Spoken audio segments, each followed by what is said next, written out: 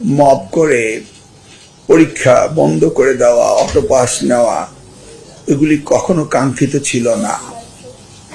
হয়েছে, কেন হয়েছে সেটা নিয়ে আর আমরা পুরনো গল্পে যাব না। তবে আমাদের যে ভিশন এবং মিশন সেটা আমাদের নির্বাচনী ইশতেহারে ছিল, এবং আজকে মাননীয় প্রতিমন্ত্রী আবারও লিখিতভাবে এটা পড়ে শোনালেন। আমরা সেটাকে সামনে রেখে আগামী দিনের শিক্ষা ব্যবস্থাকে আমরা যুগ উপযোগী করব, এটাই হচ্ছে আমাদের সংকল্প। হ্যাঁ, এই মাত্র আমাদের মিটিং শেষ হলো, সেখানে আমরা প্রায়োরিটি সেট করার জন্য প্রত্যেকটি ইন্ডিভিজুয়াল আমাদের যে ডিপার্টমেন্ট রয়েছে সেটাকে আমরা ইনস্ট্রাকশন দিয়েছি। এই মাত্র সেটা শেষ হলো।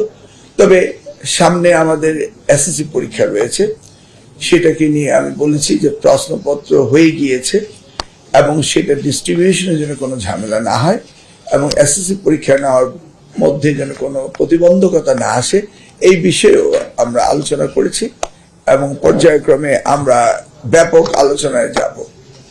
প্রথমত হচ্ছে একটু স্মৃতিচারণ করতেই হয়। আমি যখন দায়িত্ব পেয়েছিলাম 2001 সালে, তখন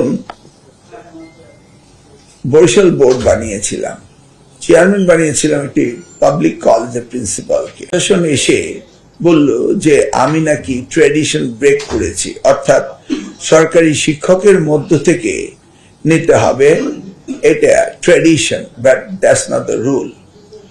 তো তখন দুপুর 12টা বিশেষ শিক্ষা সমিতি, যেটা আমাদের ছিল অ্যাসোসিয়েশন, সেটা তখন বিগত রাজনীতির কবলেই ছিল। তো আমি তাদেরকে বললাম যে আপনি তো এই ডিপার্টমেন্টে শিক্ষকতা করতে এসছেন, নিশ্চয়ই ব্ল্যাকবোর্ড, চক অ্যান্ড ডাস্টার নিয়ে পড়াবেন ছাত্রকে। বোর্ডগুলিতে কোনো ক্লাসরুম আছে, চক অ্যান্ড ডাস্টার, ব্ল্যাকবোর্ড আছে? বললেন না। তাহলে সেটা কি? সেটা অ্যাডমিনিস্ট্রেশন। তো আমার দায়িত্ব অ্যাডমিনিস্ট্রেশন চালানো, তো আমি অ্যাডমিনিস্ট্রেশন চালাবো। আপনি যান, শিক্ষকতা করবেন, কোথায় ব্ল্যাকবোর্ড, চক, ডাস্টার এবং আপনার ছাত্র শিক্ষার্থী রয়েছে সেখানে যান। তার সাথে সাথে ঘড়ির দিকে তাকিয়ে বললাম, এখন দুপুর 12টা বাজে।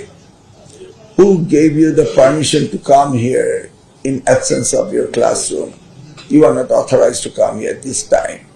তো আমি এই কথাটা স্মৃতিচারণ এই কারণে করলাম যে আপনি শিক্ষকতা করবেন, ক্লাসরুম ছেড়ে আন্দোলন করবেন, এটা তো হতে পারে না।